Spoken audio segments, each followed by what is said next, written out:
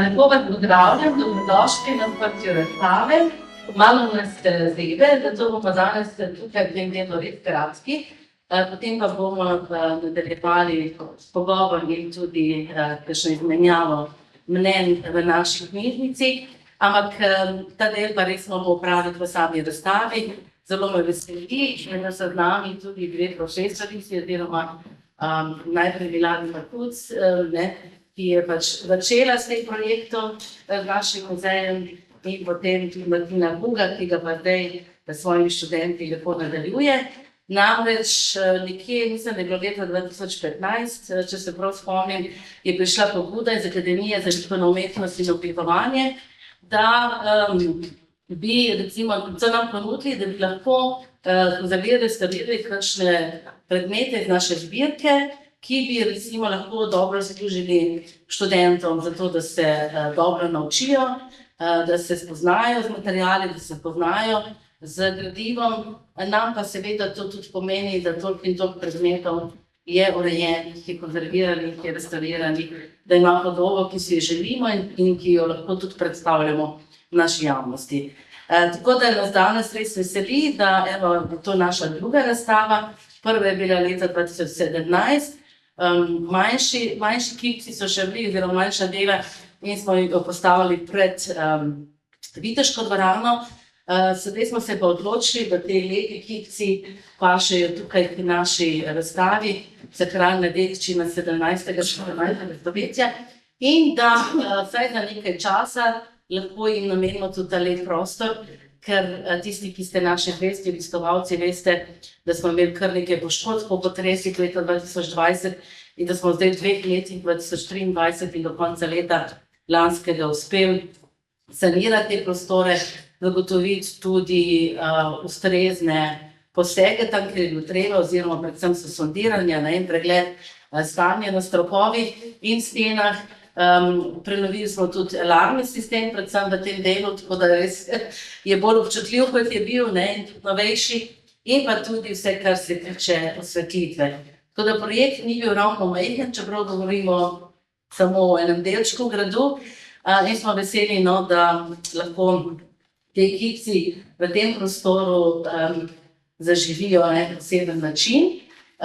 Hvaležni Martini Buga, da je v bistvu pripravila to gradivo, kar je pač na panojih, in pa tudi prezentacijo filmičeno, ki vam bo seveda pokazala res ta proces, bi lahko rekli, od blizu. Tako da bi kar predala besedo Martini Buga, pa lepo prosim, da nam predstavi, kako je ta proces potekal in še kaj drugega. Hvala lepa. Najlepša hvala, pa direktorica.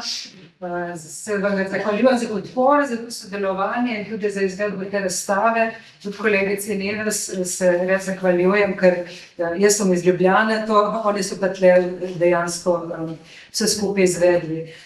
Nekaj sem se zapisala, ker nisem tako večja govornica, kot je gospa direktorica, tako da vam nekaj pregledam. Začela bi najprej z novico o 2 pomembnih jubilejih. Letos namreč Akademija za likovno umetnost in oblikovanje Univerze v Ljubljani, kjer izobražujemo tudi nove generacije konzervatorjev in restavratorjev, praznuje 80. obletnico svojega delovanja. Študij restavratorstva se je sprva izvajal le na podiplomski ravni, drugo leto pa bomo obeleževali tudi 30-letnico ustanovitve oddelka za restavratorstvo in samostojnega študija tega področja. Naša stroka se nenehno razvija, kot se to dogaja z vsemi drugimi področji. Vse se soočamo z omejitvami starih metod, vedno višjimi zahtevami za materiale, ki jih uporabljamo, ter novimi izzivi, s katerimi se srečujemo. Vse bolj pa na našem področju vstopa tudi sodobna tehnologija, zato moramo v izobraževanju tem spremembam nenehno slediti. Tudi konzervatorsko-restavratorska obravnava lesenih, polikromiranih kipov se je močno spremenila. Nekdaj staro pravilo, da naj poseg tem umetninam povrne prvotno podobo in sijaj, je danes bolj izjema kot pravilo. Umetnina namreč nosi različne pomene, različne vrednosti, ne le umetniške ali zgodovinske.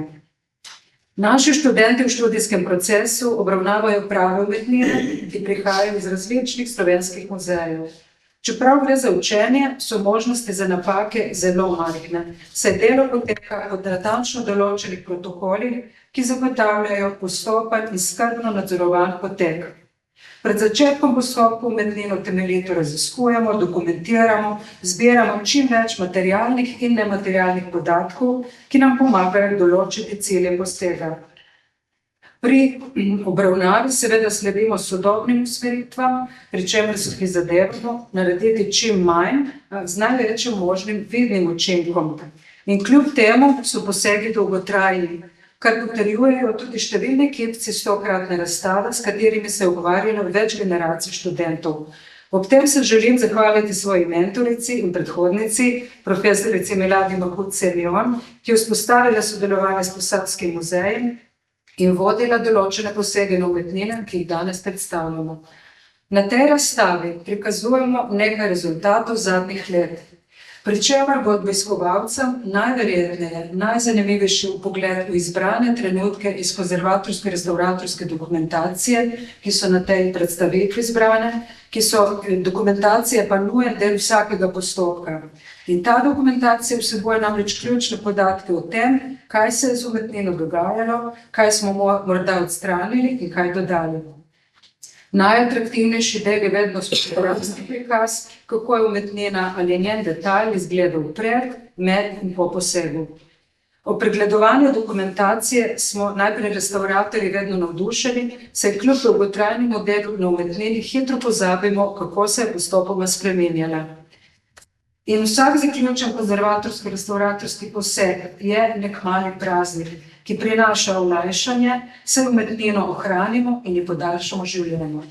Zadovoljstvo občutimo vsi, tudi drugi vpleteni v proces, od muzeja do obiskovalcev, ki lahko ponovno občudujejo te dragocenosti.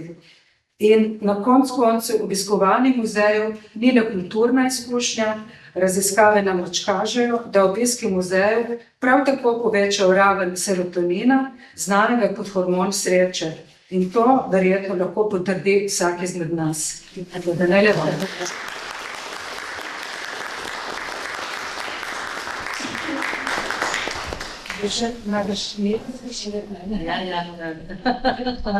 Najlepša hvala.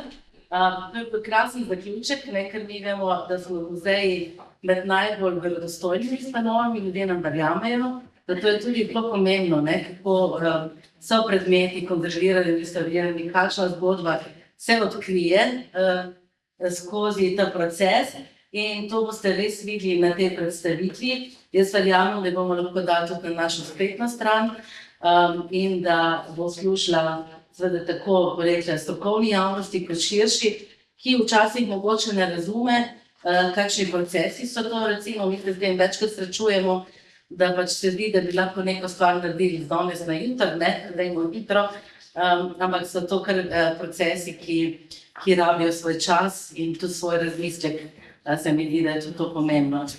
Tako da mi smo veseli, da so kipci nazaj pri nas, bomo rekli, tudi da nam omogočajo zdaj še kakšne nove raziskave. Namreč tukaj je naša kolegica umetnica zgodovinarka Andrejka Vabič Lose. Že takrat, ko smo pripravljali kipce, je vedno ta odločitev, ali damo nekaj, kar ne poznamo, ne vemo niti izvora čisto natančno, ne vemo natančno tudi podobitve, zato imate veliko vprašanj pri samih kipcih. Je tega gradiva kar nekaj, ampak mogoče pa ravno tudi s pomočjo teh raziskav oziroma tega dela in potem tudi našega nadaljnjega dela, to se pravi tega interdisciplinarnega dela, pridobimo tiste podatke, ki si jih želimo. Do takrat doktorji še nimamo, pa lahko pač občudujemo izjemno umetniško sposobnost avtorjev, recimo tam, kjer nimamo ali pa tam, kjer avtorstvo domnevamo. Tudi pač izvori so tako neznani pri teh, ampak to spet ne pomeni, da je kaj narobe, če jih predstavljamo javnosti. Mogoče pa pride kakšen obiskovalec pa prepozna odhod, to se včasih zgodi, ali pa kakšen strokovnjak, tako da smo res veseli, da bo zdaj ta razstava kar nekaj časa tukaj in da bomo potem nekako ugotovili, kako bi jih pa vključili v našo stalno zbirko, ker so res krasni predmeti. Letos pa, kot veste, tudi v Sloveniji imamo ta projekt Barok v Sloveniji, na Slovenskem, kjer smo mi tudi zelo pomemben partner, zagotovo seveda zaradi dvorane, Videške, ampak tudi zaradi druge dediščine, ki jo hranimo. Naša Nives Slevenšek, ki je naša konzervatorka, restauratorka in tudi tista, ki je zaslužna, da smo postavili to lepo skupaj s sodelavcem Rokom Stoškom, Tanškem in Andrejko Vabič na vse. Pa mogoče še, kako se ti počutiš zdaj, ko so kihti nazaj pri tebi, po tvoji skrbi, konzervatorski, restauratorski? Torej, ko so prišli na akademijo. No, to se tople, ja.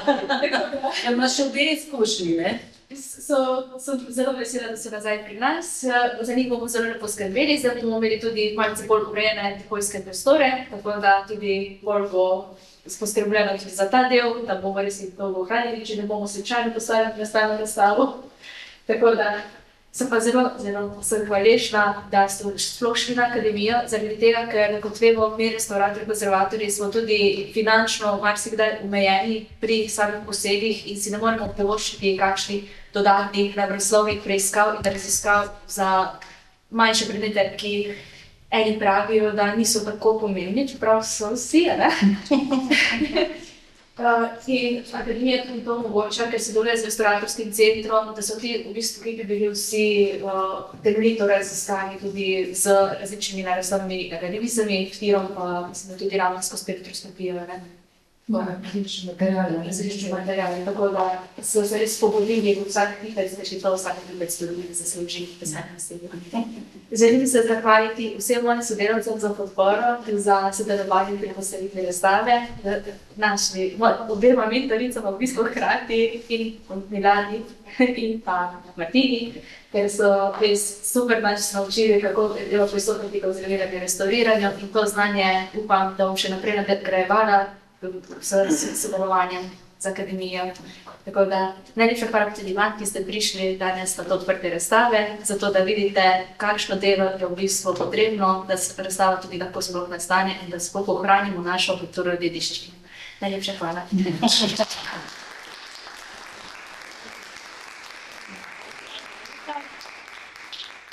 Hvala lepa tudi Dari Malavič, ona je oblikovala grafični del naše razstave. Zdaj pa imamo nekaj daric še, ne? Bomo dali takoj na Dari. Darja, najlepša hvala. Zdaj je za naše mentorice za nekaj o gradovih, ne?